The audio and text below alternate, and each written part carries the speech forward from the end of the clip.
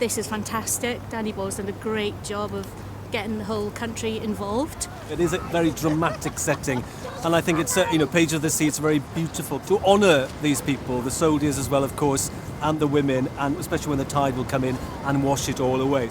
Remembering your local history is such a big thing. Like, I feel like we learn about the war as a whole for our country, but we don't know a lot about the local people who died in the war and how they actually impacted Wales during the war as well.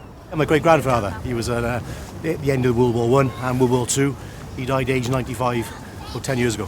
He was actually Maltese and fighting for the British Army. He was in India, but he lost an eye in the Sahara Desert. So he then came to Cardiff, and that's where he met my grandmother.